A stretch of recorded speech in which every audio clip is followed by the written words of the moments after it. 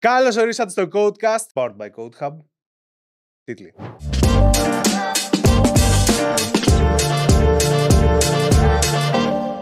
Σήμερα μαζί μας έχουμε τον Χρήστο και τον Δημήτρη. Καλησπέρα, παιδιά.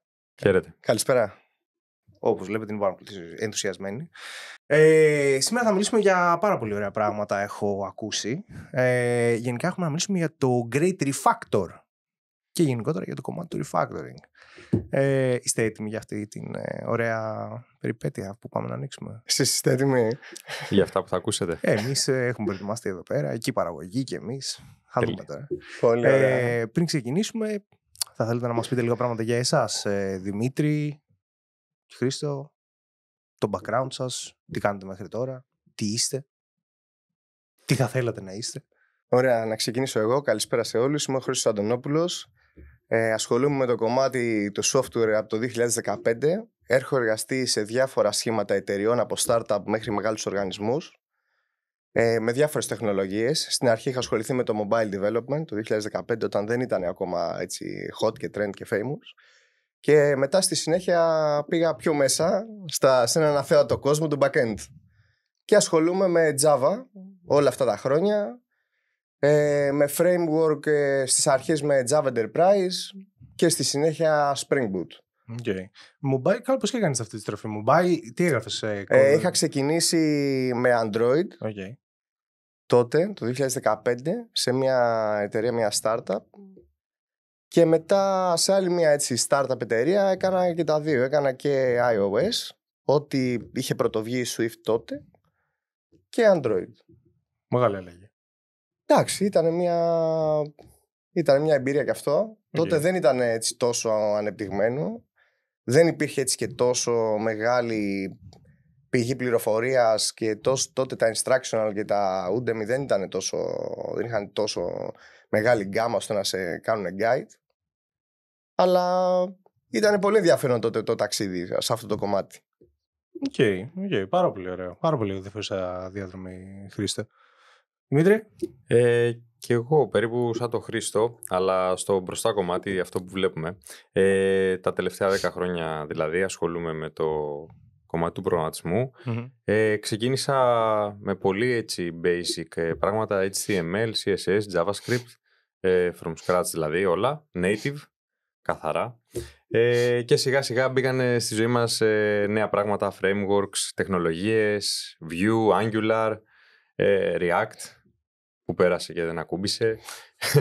Ξεκίνησε όμως λίγο πιο hardcore, άσε παιδάκι μου. Άμα έπαιζες βανίλα σε όλα, ήταν εντάξει, λίγο... ναι, ήταν η αρχή αναγκαστικά. Το κουτάλι. Δεν γινόταν αλλιώς τότε. Δεν υπήρχε κάτι άλλο σε τεχνολογίες όπως είναι τώρα, με framework, με CSS framework, με code framework, με όλο αυτό το πακέτο που σου προσφέρουν μια ευελιξία και κάποια πράγματα out of the box, δηλαδή είναι έτοιμα, plug and play. Τότε ό,τι ήθελες να κάνεις το κάνεις από το μηδέν. Οπότε μέσα αυτά τα χρόνια υπήρξε μια εξέλιξη και ένα πέρασμα από εταιρεία σε εταιρεία και βοήθησε στην ουσία το να προχωρήσουμε συνολικά σαν community και να φτάσουμε εδώ που είμαστε αυτή τη στιγμή, ειδικά στο κομμάτι του front. Οκ. Πάρα πολύ ωραία, πάρα πολύ ενδιαφέρουσα και η πορεία και των δυο σας. Καταρχάς έχετε πάρα πολύ μεγάλη εμπειρία και οι δύο. Οπότε νομίζω για το σημερινό θέμα θα έχετε να δώσετε πολύ μεγάλο input. Δηλαδή φαντάζομαι τα έχετε δει λίγο από όλες τις πλευρές. Οπότε πάμε να πούμε κατευθείαν στο ψητό. Τι είναι το refactoring, πώς το προσεγγίζετε και τι σημαίνει για εσάς? Θα ήθελα την κουβέντα να μην την κρατήσουμε μόνο στο κομμάτι το πώς το βλέπει το refactor developer, γιατί είναι ένα πολύ μεγάλο θέμα το οποίο γενικά ακουμπάει και τις εταιρείες και ακουμπάει και το developer. Δηλαδή είναι κάτι το οποίο είναι αλληλένδετο. Δείχνει πολλά. Δείχνει ακόμα και τη δυναμική της εταιρείας. Με αυτή την κίνηση κάποιος μπορεί να καταλάβει αρκετά πράγματα. Το πώς πάει το προϊόν, το πώς θέλει να πάει η εταιρεία, δεν έχει να κάνει μόνο με το πώς βλέπουμε εμείς τον κώδικα ή πόσα εργαλεία υπάρχουν και μπορούμε να χρησιμοποιήσουμε. Σίγουρα. Απλά ρωτάω το τι σημαίνει για εσάς. Ναι. Γιατί ουσιαστικά αυτή τη στιγμή στην ελληνική αγορά το refactor έχει πάρα πολλές έννοιες. Δηλαδή, ξέρεις, κάποιοι μπορούν να πούνε ότι έχω κάνει refactor, παιδάκι μου, τα πάντα και έχουν αλλάξει 2 κομματάκια. Κοίταξε να δεις τώρα. Είναι λίγο περίεργο γιατί το refactor έχει πολλά level, ας πούμε. Μπορεί να είναι κάτι απλό, μπορεί να είναι κάτι πολύ πιο σύνθετο. Έχει να κάνει με πάρα πολλά πράγματα. Δηλαδή, μπορεί να είναι, ας πούμε, ένα πράγμα το οποίο λέμε κάνω τον κώδικα λίγο πιο smooth ή πιο μικρό, ή τον γκρουπάρω καλύτερα, ας πούμε, για να μπορεί να διαβάζετε και από τους συναδέλφους ή στο μέλλον πιο εύκολα ή να διαχειρίζετε πιο εύκολα. Και από την άλλη μεριά να πεις ότι πρέπει να αλλάξω framework σε αυτό που έχω γράψει. Οπότε εκεί πέρα και αυτό θεωρείται refactor.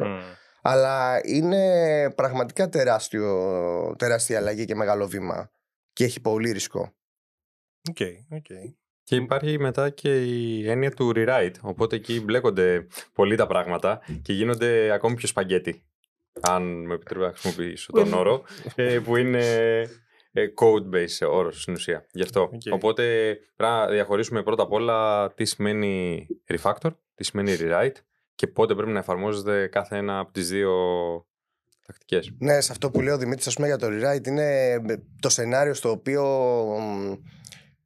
έχει επιλέξει η εταιρεία να ξαναγράψει από την αρχή αυτό που έχει.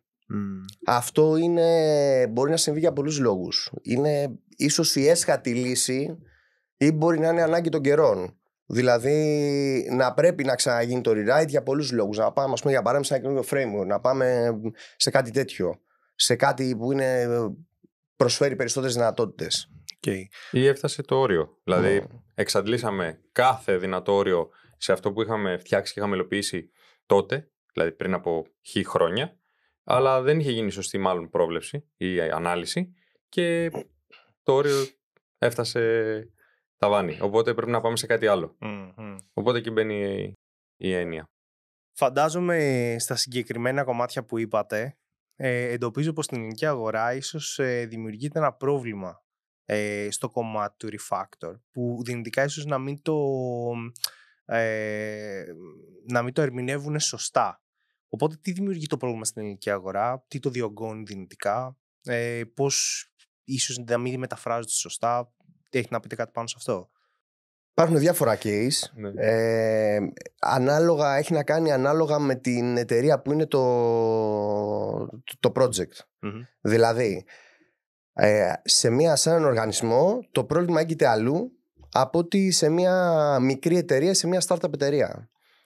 Σε μια startup εταιρεία, σε μια μικρή εταιρεία, μπορεί ένα project να έχει ξεκινήσει για μια κλίμακα 5, για παράδειγμα, ή να έχει φτιαχτεί ένα MVP το οποίο έτυχε να πάει καλά, ή για κάποιους λόγους πήγε καλά, ή σε μια μικρή εταιρεία έγινε μια εξαγορά. Οπότε εκεί πέρα πάλι αλλάζει το scale. Και θα πω ένα παράδειγμα, είναι πώς είναι τα σπίτια που φτιάχναν παλιά στην Αθήνα, που φτιάχναν ένα δωμάτιο και πήγαν και βάζαν άλλο ένα δίπλα. Άλλο ένα δίπλα, άλλο ένα δίπλα. Και εν τέλει για να πας στο μπάνιο παίρνεις μέσα από όλα τα πινοδωμάτια. Και γινόταν αυτό το πράγμα. Κάπως έτσι ξεκινάει έτσι στις μικρές και startup εταιρείες. Στους μεγάλους οργανισμούς είναι διαφορετικός ο λόγος. Ξεκινάει γιατί είναι πάρα πολύς ο κόσμος. Γενικά είναι άλλη η δομή και η φιλοσοφία που δουλεύουν. Οπότε δημιουργείται υπό άλλες συνθήκες το πρόβλημα και διωγγώνεται και αυτό με την πορεία του και είναι και πιο πολύς ο κόσμος που παίρνει από το code base. Είναι χαοτικό. Πάνω σε αυτό που λέει ο Χρήστος, δηλαδή σε πολύ μεγάλους οργανισμούς, λόγω οργάνωσης και structure που υπάρχει, γίνεται χαοτικό. Με αποτέλεσμα αυτό να έχει αντίθετο αποτέλεσμα από το αναμενόμενο και δυστυχώς δεν υπάρχει η τεχνολογική εκπαίδευση σε ανθρώπους του business ενδεχομένως, ώστε να μπορούν να αντιληφθούν το μέγεθος που χρειάζεται μια εφαρμογή οπότε ή οτιδήποτε τέτοιο. Εδώ πέρα έχετε και το ερώτημα. Πότε πρέπει να κάνουμε refactor? Εξαρτάται. Αυτό είναι τεράστια ερώτηση. Εξαρτάται. Θα σου πω ένα παράδειγμα. Έστω ότι έχουμε εμείς οι τρεις μια startup ή έχουμε μια μικρή εταιρεία και έρχονται να μας εξαγοράσουν. Ωραία. Εκεί πέρα ο κώδικας θα περάσει κάποια σκάν. Θα έρθει μια άλλη εταιρεία και θα πει: σας θέλω. Ωραία, έχετε κάτι που το θέλω, δεν θέλω εγώ να το αναπτύξω και θα το πάρω. Αν, ας πούμε, το code base δεν έχει γίνει refactor όπως χρειάζεται, θα έρθει η εταιρεία με κάποια εργαλεία, θα τρέξει κάποια scan, κάποια quality code και όλα αυτά. Αν δεν πάει καλά, προφανώς θα υπάρχουν αμφιβολίες για να προχωρήσει η συνεργασία και γίνει εξαγορά. Okay. Ένα case είναι αυτό. Αυτό είναι για startup. Αυτό είναι για startup, για μικρή εταιρεία. Okay. Για μεγαλύτερες? Για μεγαλύτερες έχει να κάνει πόσα άτομα πλαισιώνουν το project. Okay. Διότι και το seniority τους πάντα αντικατοπτρίζει δηλαδή το κώδικα. Είναι σαν να φτιάξουμε εμείς ένα σπίτι. Δεν θα το φτιάξουμε ποτέ εν τέλει. Οπότε αναλόγως το seniority και αναλόγως και την ανάλυση που έχει γίνει και το τι έχει ζητηθεί από την πλευρά του business και σε πόσο χρόνο. Όλα αυτά, αν τα βάλουμε μέσα σε ένα πλαίσιο και τα εξετάσουμε, είναι τα καθοριστικότερα, οι πιο καθοριστικοί παράγοντες για να μπορέσουμε να αποφασίσουμε αν θα πρέπει να γίνει refactor ή όχι κάτι. Okay. Γιατί από αυτό θα βγει και το τελικό αποτέλεσμα στην ουσία. Χρήστο, έχεις να μοιραστείς κάποια εμπειρία για παράδειγμα, για κάποια φορά που έχεις συναντήσει refactor στη δουλειά σου, τους λόγους μέσα που μπορεί να έχουν προκύψει για να γίνει το refactoring? Ναι, μπορώ θα σου πω την τελευταία έτσι μεγάλη εμπειρία που είχα από ένα μεγάλο οργανισμό. Συγκεκριμένα κιόλας ήταν ένα σημαντικό κομμάτι, γιατί τι γίνεται πολλές φορές το κομμάτι το οποίο εμείς βλέπουμε οι άνθρωποι του software και το κομμάτι που χρησιμοποιεί ο κόσμος, όσο χάλια και να είναι από πίσω για μας, για τον κόσμο που χρησιμοποιεί την υπηρεσία είναι κάτι το οποίο κάνει τη δουλειά του. Οπότε όσο πιο famous είναι αυτό και όσο πιο πολύ το αγγίζουν, τόσο πιο αυτό που πάει να πειραχτεί μπορεί να χαλάσει. Και γενικά πάντα στο refactor το ότι δεν θα πάει καλά κάτι είναι σχεδόν βέβαιο.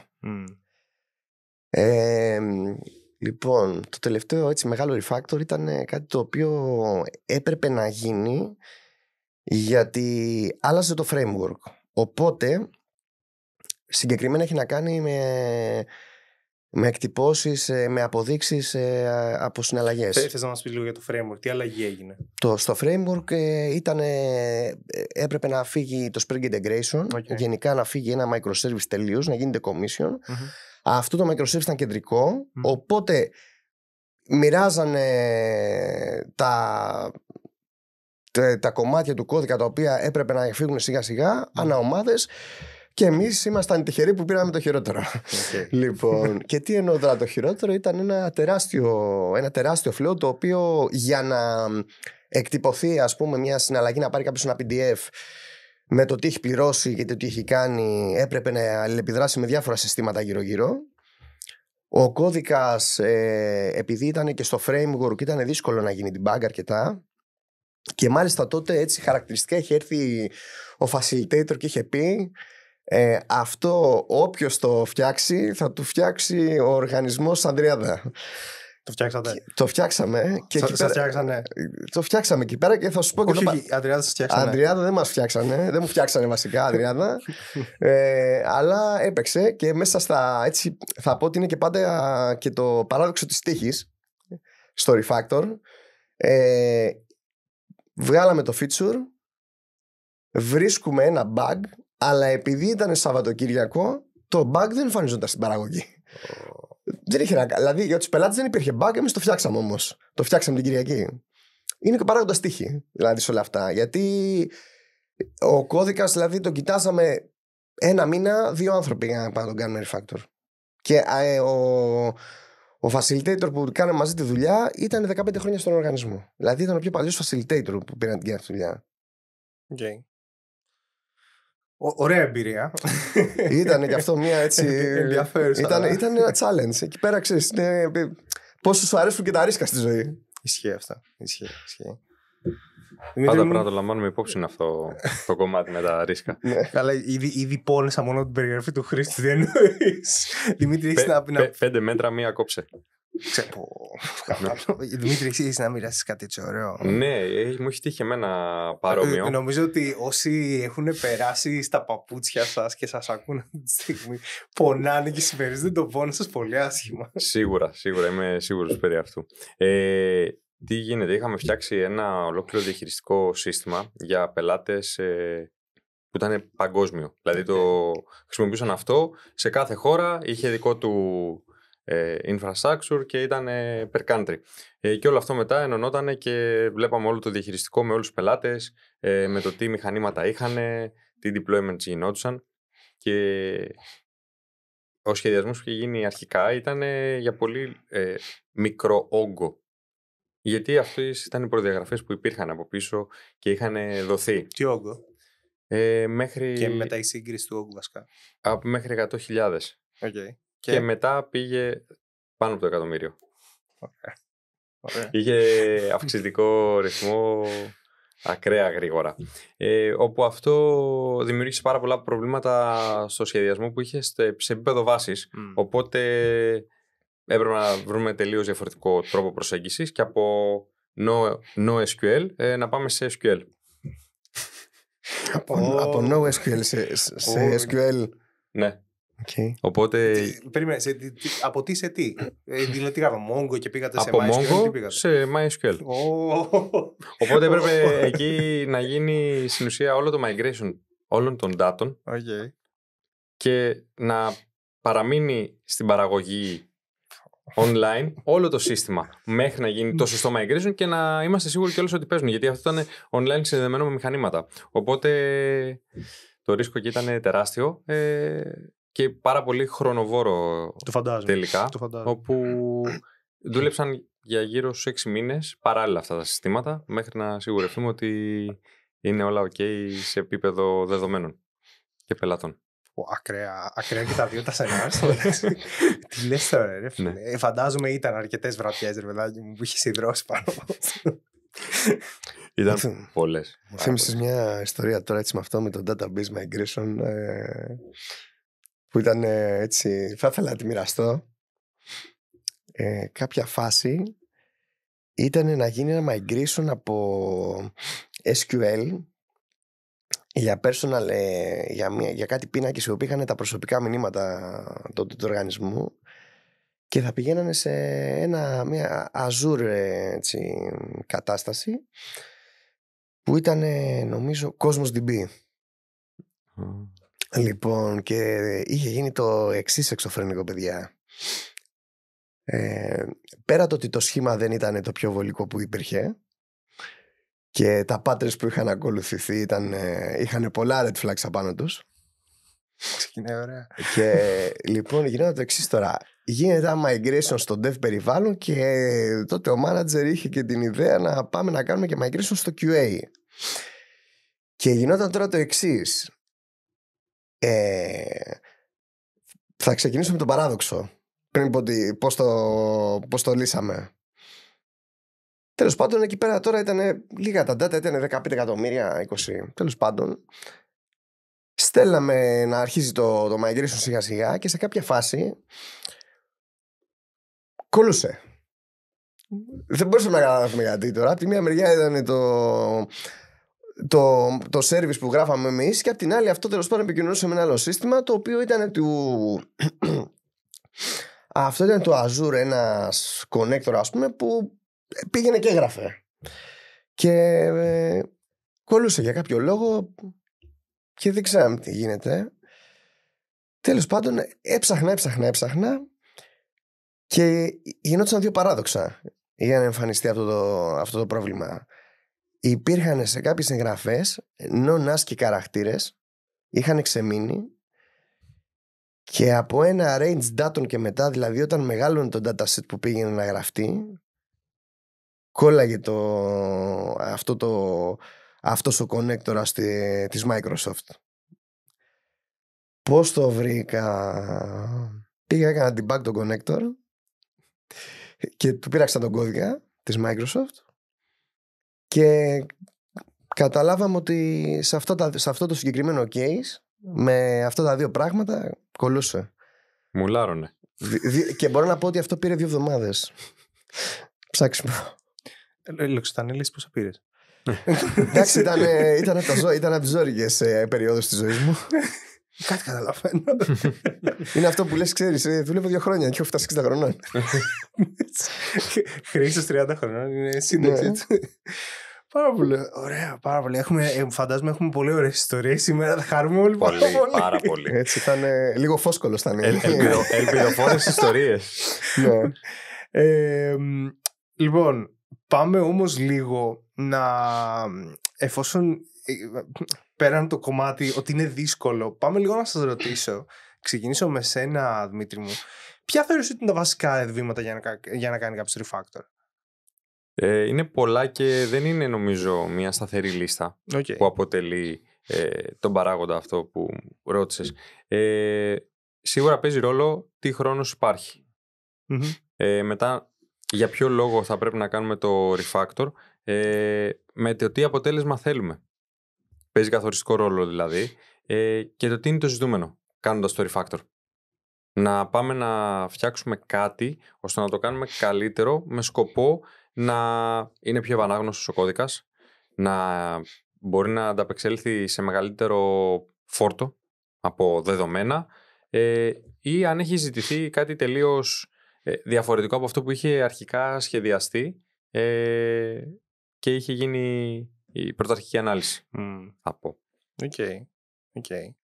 Σε αυτό που είπε ο Δημήτρης, έτσι, είμαι σίγουρος ότι θα έχει αυτό στην αντίστοιχη εμπειρία, ότι πας να κάνεις refactor σε κώδικα, τον οποίο λες τώρα, τι κάνει αυτό, τι σκεφτόταν κάποιος που τον έγραψε, ή τι σκεφτόμουν εγώ όταν τον έγραφα τον κώδικα, που είναι ακόμα χειρότερο.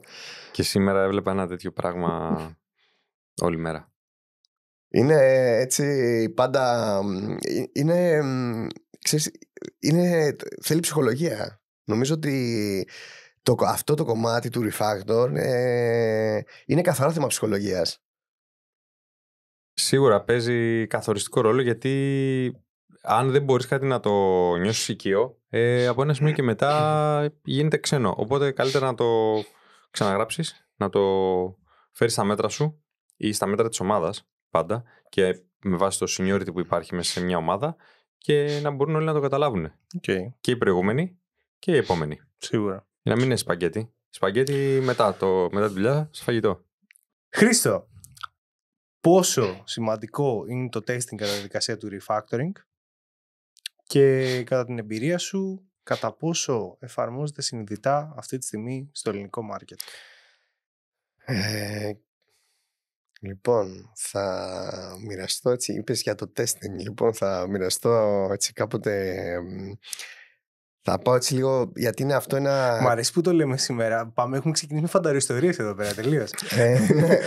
Δεν υπάρχει απάντηση του τύπου το refactor γίνεται 1, 2, 3. Είναι φανταριστορίες όλα. Οπότε πάμε. Δεν υπάρχει έτσι κάτι στάνταρ, δηλαδή αυτό που δεν υπάρχει 1, 2, 3 ακριβώς. Γιατί είναι ανάλογα την περίπτωση. Και το κομμάτι του testing που ανέφερες, στην Ελλάδα δεν είναι τόσο στη φιλοσοφία που θα έπρεπε, που υπάρχει στο εξωτερικό. Καλά, εντάξει, αυτό πάντοτε, ρε παιδάκι. Οι δυτικές χώρες ειδικά είναι λίγο πιο μπροστά από εμάς, παιδάκι μου, αλλά... Ξέρεις κάτι, δεν θεωρώ ότι στην Ελλάδα έχουμε κακούς μηχανικούς. Δηλαδή, είναι θέμα νοοτροπίας. Όχι, δεν έχουμε κακούς μηχανικούς από θέμα τεχνογνωσίας.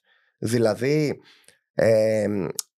και το λέω αυτό από την άποψη ότι είναι άλλο πράγμα κάποιος, για παράδειγμα, να πάει και να μάθει 3 χρόνια μόνο software, για παράδειγμα, ή να γράφει 2-3 γλώσσες. Και είναι άλλο πράγμα αυτό που προσφέρουν τα πανεπιστήμια εδώ στην Ελλάδα από επίπεδο γνώσης. Καλά, μην πιάνεις τα πανεπιστήμια, καμία σχέση. Θέλω να σου πω ότι δεν θεωρώ ότι εδώ πέρα είμαστε πίσω λόγω του ότι φταίνε οι μηχανικοί σε αυτό. Δεν το πιστεύω ούτε καν. Απλά πιστεύω ότι δεν υπήρχε στην κουλτούρα από θέμα χρόνου, και γενικά είναι κάτι το οποίο οι εταιρείες δεν το βλέπουν πολύ ζεστά, να το πω έτσι, πολύ ευγενικά, ενώ θα έπρεπε, γιατί ένα project το οποίο τώρα θες να πας να κάνεις refactor και δεν έχεις test, θα παίξεις και λίγο τζόκερ φεύγοντας, ας πούμε, από τη δουλειά, θα πας να ρίξεις και ένα τζοκεράκι, γιατί ήδη θέλει που θέλει καλή γνώση του τι έκανε ο κώδικας, καλή γνώση του business. Γιατί τι γίνεται τώρα, όταν φτάσει σε ένα σημείο και λες: έχουμε ένα κώδικα, δεν ξέρουμε ακριβώς τι κάνει, πρέπει να το ξαναγράψουμε. Θα κάτσεις δίπλα με ένα business άνθρωπο και θα πρέπει να φτιάξετε μια λίστα με σενάρια. Είναι δύσκολο να μην έχει ξεφύγει κάτι. Αν δεν έχει και τεστ, είναι ακόμα χειρότερα. Κατάλαβα. Και πόσο μάλλον και η επικοινωνία λίγο με το κομμάτι του business, φαντάζομαι, είναι λίγο. Εκεί είναι χάσμα. Χάσμα. Θα πω. Ναι. Η επικοινωνία. Λόγω του ότι κάποιοι μιλάνε με business values και εμείς αντιλαμβανόμαστε dev values μόνο. Οπότε αυτά τα δύο στη μετάφραση είναι δύσκολο. Δεν υπάρχει ακόμη το λεξικό που μπορεί να επικοινωνήσει τους όρους που θέλει ο ένας με τον άλλον. Εντάξει, υπάρχουν ανάλογοι ρόλοι, απλά θα πρέπει να λαμβάνονται υπόψη αυτοί οι ρόλοι με όλο το βάρος που έχουν στις πλάτες τους. Οκ. Εντάξει, τώρα γενικά το κομμάτι του χάσματος μεταξύ business και tech, εντάξει, το ξέρουμε όλοι, δηλαδή, αντικειμενικά. Ο κάθε ένας μιλάει με τη δική του γλώσσα. Εσείς μιλάτε με αυτό που σας αρέσει γιατί εσείς το φτιάχνετε και το πονάτε. Εντάξει. Ο άλλος που είναι στο tech και στο business θα πει: ρε παιδάκι μου, θα μιλήσει με πιο οικονομικούς όρους. Κοίταξε. Θα έρθει να σου πει: φτιάξε μου τον ουρανό με τα άστρα. Εσύ θα του πει: ούτε να μπορώ να φτιάξω, ούτε τα άστρα. Μπορώ να φτιάξω, ρε παιδάκι μου, ένα πάρκο στην Πλατεία Ελευθερίας μέχρι εκεί. Εντάξει, προφανώς υπάρχει, ξέρεις, πάντα αυτή την κλισέ συζήτηση και αυτό το χάσμα και αυτό το fight, ας πούμε, μεταξύ του business και του development, αλλά το ένα χωρίς το άλλο δεν γίνεται. Δεν γίνεται το ένα χωρίς το άλλο. Είναι εκφύσεως. Γρανάζια είναι όλα αυτά. Δηλαδή, ναι, σίγουρα, αυτό ακριβώς που λέει και Δημήτρης, δεν γίνεται. Το θέμα είναι να υπάρχει ανάλογα για το περιβάλλον το εργασιακό μια φόρμουλα, γιατί εκεί μπορεί να υπάρξει φόρμουλα, πιστεύω, στο πώς, ας πούμε, θα έρθει ένας άνθρωπος τεχνικός να καταλάβει τον business κόσμο. Νομίζω έχουν δημιουργηθεί μεταφραστές πάνω σε αυτό που είναι οι POs, οι PMs. Που σε κάνουν τη μετάφραση, βέβαια, από την μία πλευρά στην άλλη. Ναι, εντάξει, ναι. Υπάρχουν αντίστοιχοι ρόλοι σωστά, SA και τα λοιπά. Αυτό. Δημήτρη, Μιχάλη, ήθελα να σε ρωτήσω σχετικά με τα εργαλεία και τις βέλτιστες πρακτικές που θεωρείς ότι μπορεί να υπάρχουν πάνω στο κομμάτι του refactoring. Μεγάλη κουβέντα. Πολύ μεγάλη.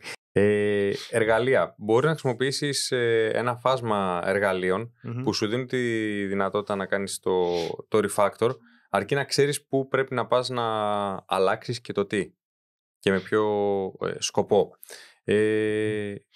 Πλέον, εντάξει, μιλάμε πολύ πιο άνετα για εργαλεία, γιατί έχει έρθει και πολύ πιο κοντά το AI, όπου όλο ένα και περισσότερο εντάσσεται στην καθημερινότητα όλων μας, πολλών δε μάλλον σε μια καθημερινότητα ενός ανθρώπου που ασχολείται κατά κύριο λόγο με κώδικα και πολλών ειδών τεχνολογίες. Οπότε και εκεί μπορεί να υπάρχει πολύ μεγάλη βελτίωση και βοήθεια σε πράγματα που κάποια στιγμή λόγω ρουτίνας μπορεί και να ξεφύγουν από όλους μας, ανεξαρτήτως seniority, και να έχεις ένα εργαλείο να σου κάνει αυτή τη δουλειά που από ένα σημείο και μετά γίνεται ρουτίνα. Οκ. Τέλεια. Χρήστο, να σε ρωτήσω σχετικά με τα κομμάτια με εργαλεία version control. Πάνω στο κομμάτι του refactoring, τύπου Git. Θες να μου πεις κάποια εμπειρία, δηλαδή παίζουν τεράστιο ρόλο, τι ρόλο παίζουν, μικρό ρόλο? Από την εμπειρία σου πώς το είδες? Θα σου πω. Το version control βοηθάει στην ουσία να καταλάβεις τα ιστορικά και λίγο το χρονικό. Και τι εννοώ τώρα, για παράδειγμα? Θα πω άλλη μια ιστορία όμως. Λοιπόν, υπήρχε ένα feature το οποίο είχε γραφτεί, ήταν ολόκληρο epic, για να μιλήσουμε έτσι και με πιο agile όρους, ήταν ολόκληρο epic, είχε φτιαχτεί, δεν είχε πάει ποτέ σχεδόν ολόκληρο στο develop. Επίσης θα δώσω ένα hit ασφαλείας. ποτέ όταν κάνουμε refactor δεν σβήνουμε τον παλιό κώδικα. Αυτό δεν γίνεται ποτέ. Είναι το μεγαλύτερο red flag που μπορεί να κάνει κάποιος. Να πετάξει τον παλιό, να το σβήσει και να πάει να βγει με τον καινούριο. Σας έχει τύχει ποτέ να γίνει αυτό? Ναι. Είναι χειρότερο. Το χειρότερο που μπορεί να γίνει. Δεν θυμάμαι να μου έχει τύχει. Τουλάχιστον το αποφεύγω πάρα πολύ σαν πρακτική. Δηλαδή, είναι έρθει κάποιος να μου πει σβήστο αυτό, ας πούμε, και φτιάξε κάτι άλλο. Θα του πω όχι. Θα ήθελα να βάλω μια τελεία, Δημήτρη, μόλις τελειώσει ο Χρήστος, θα ήθελα να ακούσω. Σώθηκα από το Git. Από αυτό το πράγμα σώθηκα. Ναι. Okay. Είχε πάει προγραμματιστής άλλος μέσα από ομάδα και είχε σβήσει και είχε πατήσει από πάνω με καινούριο κώδικα. Εξαφανιζόλ, κυριολεκτικά. Και ψάχναμε να δούμε τι έγινε, πότε έγινε, πού είχε γίνει, τι υπήρχε.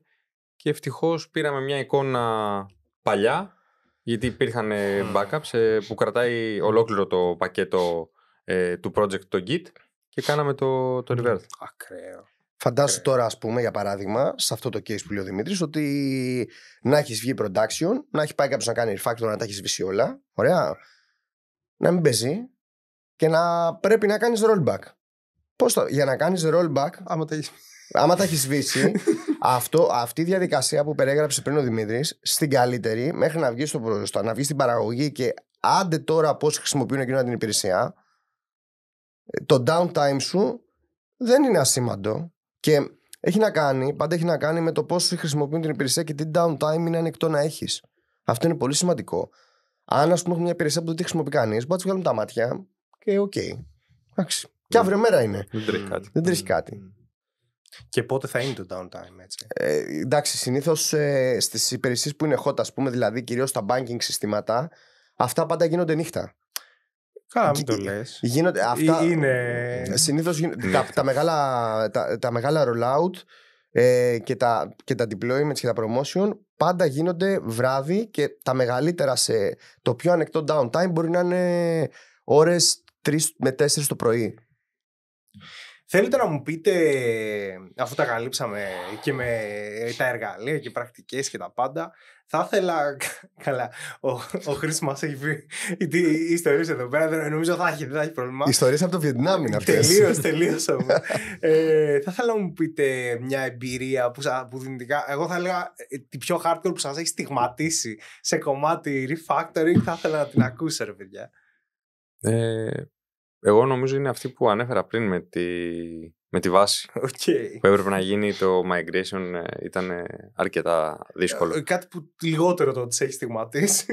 Λιγότερο είναι να έχει βγει καινούργια εφαρμογή, παίζει, έχει γίνει rollout παραγωγή και ξαφνικά έρχεται η απέτηση να φτιαχτεί το ίδιο για να μπορεί ο πελάτης να κάνει επεξεργασία σε όλο αυτό το πράγμα που του δινόταν δυνατότητα να ενεργήσει.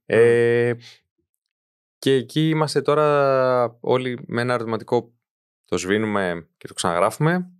Είπαμε και επεμβαίνουμε πάνω σε αυτό και γίνεται σπαγκέτι ο κώδικας για να γλιτώσουμε χρόνο, να γλιτώσουμε τεστ και για τους BA και όλο αυτό το πακέτο. Τελικά το κάναμε σπαγκέτι, δυστυχώς.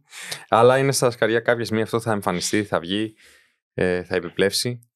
Δεν το φτιάξατε? Όχι, δεν έγινε ποτέ refactor.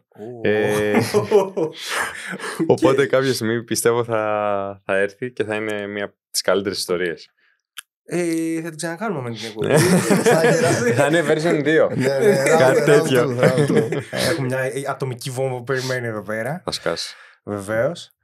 Χρήστο, φαντάζομαι. Έχω να πω κι εγώ άλλη μια ιστορία. Έχω πει αρκετές. Αυτή η ιστορία ήταν από την πρώτη δουλειά που έκανα σαν backend developer και είχε να κάνει ένα refactor που είχε γίνει τώρα σε ένα project και γίνεται το deployment, γίνεται το βράδυ, όλα καλά. Πάει η ώρα 5 το πρωί, χτυπάει το τηλέφωνο και ξεκινάει το πρόβλημα. Πολύ το load, πολλά τα error. Γίνανε διάφορες προσπάθειες τέλος πάντων για να μείνει αυτή η version παραγωγή και να γίνει deploy. Δεν έγινε. Έγινε rollback εν τέλει. Το πρόβλημα λύθηκε μετά από μερικές μέρες. Και μάλιστα αναφέρω αυτή την ιστορία γιατί η συγκεκριμένη εταιρεία ήταν η μόνη εταιρεία που ξέρω που αναγκάστηκε να ξαναγράψει το code base της και από το δικό τους, ας πούμε, Java Enterprise / Custom Framework που είχαν φτιάξει, αναγκαστήκανε να τα ξαναγράψουν από την αρχή, γιατί το να εγκληματιστεί σε αυτό το περιβάλλον είχε γίνει πολύ δυσιονό.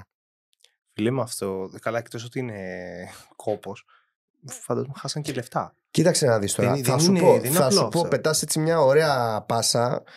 Έχουν γραφτεί πολλά βιβλία για το τι ζημιά μπορεί να πάθει μια εταιρεία αν ο κώδικας δεν είναι καλός. Δεν ξέρω ούτε μία που να έκλεισε επειδή δεν έγραψα εγώ, ο Δημήτρης και εσύ καλό κώδικα. Δεν υπάρχει ούτε μία εταιρεία που έκλεισε για αυτόν τον λόγο.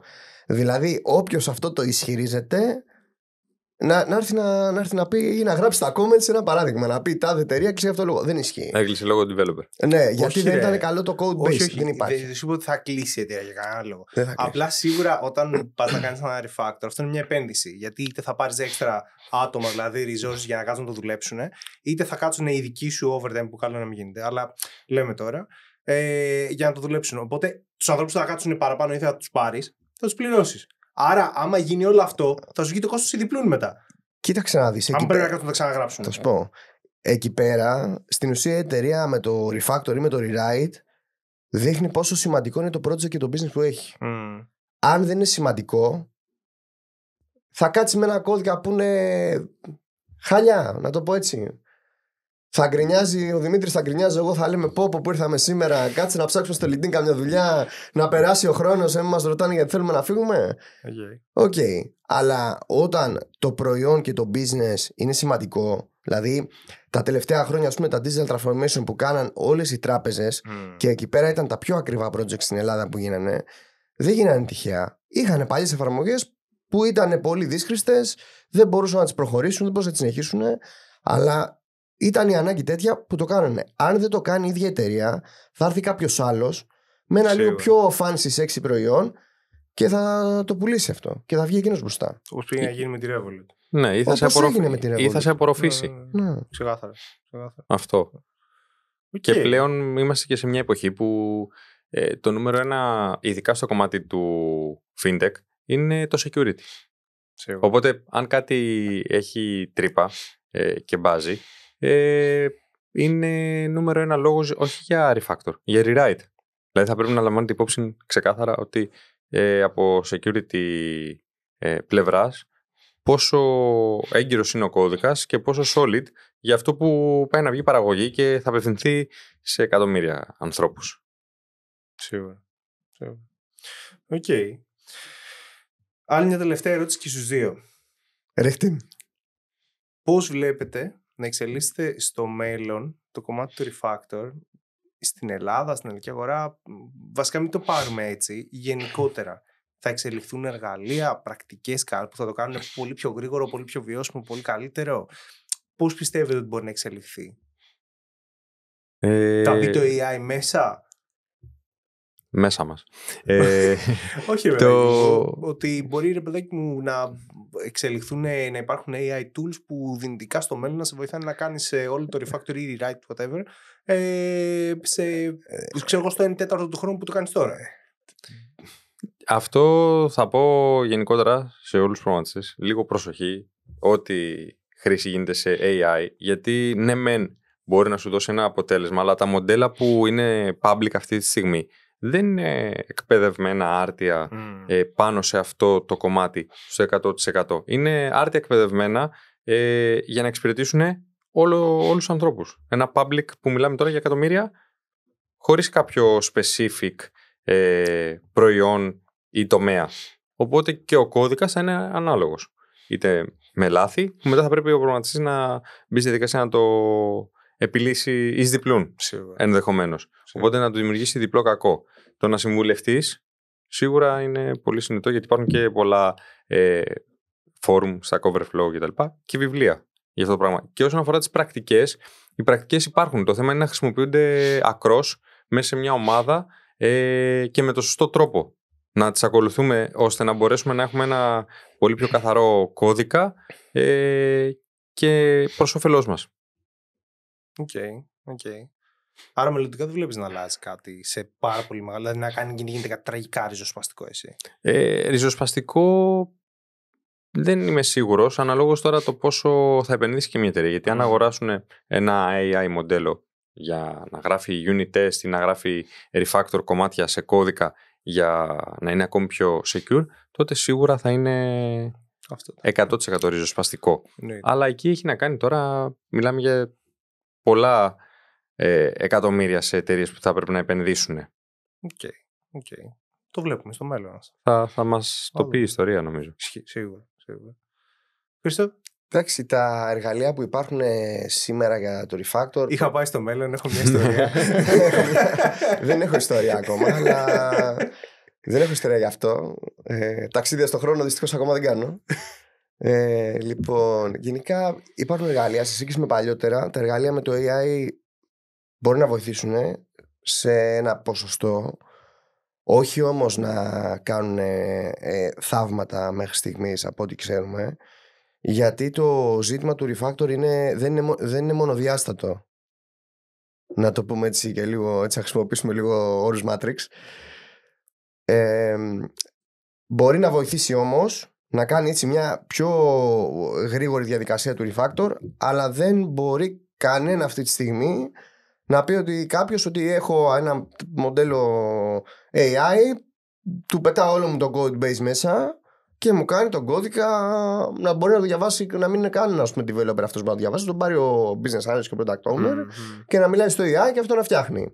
Δεν υπάρχει ακόμα αυτό το πράγμα, ώστε να πρέπει εμείς να αλλάξουμε επάγγελμα, να κάνουμε κάτι άλλο, ας πούμε.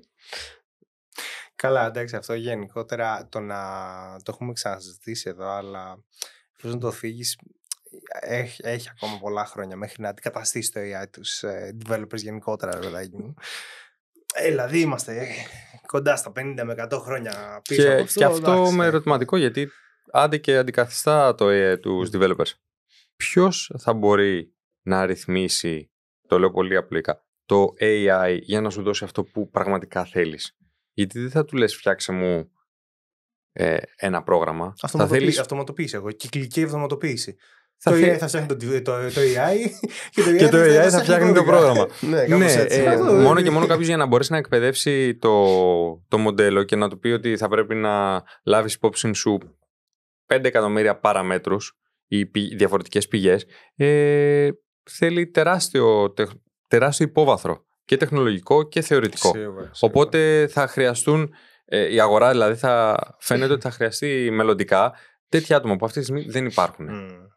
Και αντίστοιχα οι developers θα κάνουν τη δουλειά αυτή, απλά θα την κάνουν μετά με μεγαλύτερη ευκολία, γιατί το complexity πάλι θα είναι πολύ δύσκολο για ένα AI, ειδικά στα πρώτα του χρόνια που θα ενσωματωθεί. Okay. Αυτό θεωρώ. Ναι, με έχετε υπερκαλύψει. Μακάρι να είχαμε περισσότερο χρόνο να τα πούμε. Θα δω άμα είναι και στο μέλλον να κάτσουμε να κάνουμε ένα version 2. Ένα Vol 2, ναι. Νομίζω είναι πάρα πολύ ενδιαφέρον το συγκεκριμένο θέμα. Ναι. Και δεν καλύψαμε και κάτι πολύ σημαντικό που είχε αναφέρει και ο Δημήτρης πολλές φορές. Είπαμε πολλά για το refactor. Δεν είπαμε πολλά για το rewrite. Ισχύει. Και το πότε χρειάζεται. Οπότε νομίζω στο μέλλον θα άξιζε να το ξανασυζητήσουμε λίγο αυτό. Θα σου πω, όπως έτσι σε συζητήσεις που έχω ξανακάνει έτσι στο παρελθόν, το refactor είναι παιδί του legacy κώδικα. Λοιπόν, και το rewrite. Και αν το πιάσουμε έτσι από την αρχή, το ξεκινάνε όλα από το legacy κώδικα και πώς έτσι δημιουργείται αυτό το πράγμα. Το refactor δεν είναι απλά ξαναγράφω κάτι, χρησιμοποιώ 5 εργαλεία. Το refactor είναι μια διαδικασία η οποία είναι ότι κάθομαι στην άκρη και κάνω την αυτοκριτική μου και λέω τι δεν πήγε καλά, τι το σκέφτηκα έτσι αλλά δεν ήταν έτσι όπως το έφεραν τα πράγματα, να το πω, ή έτσι όπως δεν το υπολόγισα, και δείχνει πολλά πράγματα γενικά στο χώρο που κάποιος εργάζεται. Μπορεί να έχει να κάνει, τώρα συζητάμε για πληροφορική, αλλά το refactor δεν είναι μόνο στα πλαίσια του κώδικα. Μπορεί να είναι στα πλαίσια του branding, στο marketing που κάνεις εσύ ή κάπου αλλού. Γενικά το refactor δείχνει το πρόσωπο της εταιρείας και την κουλτούρα της εταιρείας. Σίγουρα. Καλά, εντάξει, αυτό όντως ισχύει και εφαρμόζεται στις διάφορες, παιδάκι μου, στις διάφορες εργασίες και θέσεις και κλάδους και το καθεξής. Απλά νομίζω στο κομμάτι της τεχνολογίας, επειδή είναι κάτι το οποίο αντικειμενικά, ας πούμε τώρα, επειδή είσαι στον κλάδο μου. Το rebranding ήταν πάντα ένα στοιχείο το οποίο υπήρχε πάρα πολλά χρόνια. Το refactor και γενικότερα το κομμάτι όμως της αγοράς του tech, ειδικά στην Ελλάδα. Τώρα για πότε αναπτύχθηκε αυτό το κομμάτι? Μιλάμε τώρα για την τελευταία δεκαετία υπερανάπτυξη. Δεν μπορείς να συγκρίνεις το ένα με το άλλο. Θα σου πω το εξής. Το panic button το ξέρουμε όλοι, που έχει φτιάξει τώρα η κυβέρνηση. Το αντίστοιχο panic button το 2015 ήταν η πτυχιακή μου. Okay. Δηλαδή μιλάμε τώρα για κάτι το οποίο λες είναι 9 χρόνια πριν και εγώ το έφτιαχνα και λέω κάνω μια πτυχιακή, και τώρα είναι κάτι το οποίο αρχίζει να το χρησιμοποιώ σε ευρεία κλίμακα. Δηλαδή υπάρχει μεγάλο χάσμα εδώ στην Ελλάδα. Σίγουρα. Και γι' αυτό λέω ότι δηλαδή η μηχανική που έχουμε εδώ πέρα είναι πάρα πολύ καλή. Και στο business και η μηχανική. Ναι, γενικά είναι πάρα πολύ καλή η τεχνολογία που υπάρχει και η φαντασία που υπάρχει. Το θέμα είναι ότι γενικά ο κόσμος είχε μείνει πίσω, και στο tech που λες είναι ότι οι εταιρείες δεν είχαν ανταγωνισμό. Δηλαδή, αν πάρουμε την περίοδο του κορονοϊού, πολλά σούπερ μάρκετ δεν είχαν καν, ας πούμε, ψηφιακή πλατφόρμα κάποιος να παραγγείλει, και δεν υπήρχε ανταγωνισμός. Και όταν δεν υπάρχει ανταγωνισμός, δεν μπαίνει στη διαδικασία να γίνεις καλύτερος. Υπάρχει στασιμότητα τότε. Σίγουρα. Σε όλο το φάσμα. Ναι, εννοείται. Μα γενικότερα μέσα από καταστάσεις ξεκινάνε και αναπτύσσονται τα πράγματα. Δεν είναι ότι μια μέρα ξυπνάμε και σήμερα θα γίνουμε καλύτεροι. Είπαμε για το παράδειγμα της Revolut, αντίστοιχα, ρε παιδάκι μου, με τις τράπεζες. Το παράδειγμα του κορονοϊού με τα σούπερ μάρκετ. Με πολλά πράγματα. Με τα ηλεκτρονικά σούπερ μάρκετ. Τα ηλεκτρονικά. Τις εφαρμογές παραγγελιών. Σωστά. Φαγητού και μη. Βεβαίως. Πάνω σε αυτό πάντως που είπε ο Χρήστος, να σε συμπληρώσω κάτι. Για όλα αυτά χρειάζεται και ένα κοινό. Που το κοινό να είναι εξοικειωμένο και εκπαιδευμένο τεχνολογικά. Οπότε και εκεί υπάρχει ένα μικρό χάσμα συγκριτικά με άλλες χώρες που είναι πιο προηγμένες σε αυτό το κομμάτι, και γι' αυτό το λόγο βλέπουμε ότι κάποια πράγματα λίγο αργούν να έρθουν, αλλά μόλις έρθουν εδραιώνονται. Okay. Παιδιά, εδώ δυστυχώς θα χρειαστεί δεν έχουμε άλλο χρόνο. Θα ήθελα να σας ευχαριστώ πάρα πολύ. Αλήθεια, για άλλη μια φορά ήταν πάρα πολύ ενδιαφέροντα όλο όσο είπαμε, και νομίζω με μια μικρή σπίδα ήδη ξεκίνησαμε το δεύτερο επεισόδιο στο καλημέρα. Είμαστε οπότε θα κανονίσω να ξέρετε να κάνουμε ένα vol 2 σως. Νομίζω έχουμε πάρα πολύ υλικό να συζητήσουμε. Δυστυχώς θα χρειαστεί να κλείσουμε μια παράδοση που έχουμε ξεκινήσει εδώ στο podcast. Σας ζητώ συγγνώμη. Ποια είναι, θα μας πεις καταρχήν, γιατί εγώ δεν θα ψηλιασμένος. Θα την ακούσετε. Καλησπέρα, ChatGPT. Μπορείς να μου πεις ένα ανέκδοτο για developers? Φυσικά. Λοιπόν, ένας developer λέει στον άλλον: μπορείς να μου φέρεις ένα κατσαβίδι? Το κωδικοποίησα να μου φέρνει καφέ, αλλά μου χάλασε.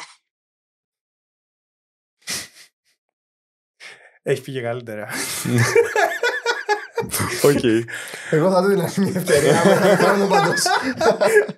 Παιδιά, σας ευχαριστούμε πάρα πολύ. Ευχαριστούμε πάρα πολύ. Θα υπόσχομαι και για δεύτερο επεισόδιο με τον Δημήτρη και τον Χρήστο. Αυτό είναι υπόσχεση και απειλή μαζί, 2-1. Είναι καθαρά απειλή και για μένα και για την παραγωγή μας. Και παίρνω την πάσα που είπε πριν ο Χρήστος για το Βιετνάμ, και θα ήθελα να κλείσω το επεισόδιο με το σποτάκι από την ταινία Βιετνάμ, που είναι πολύ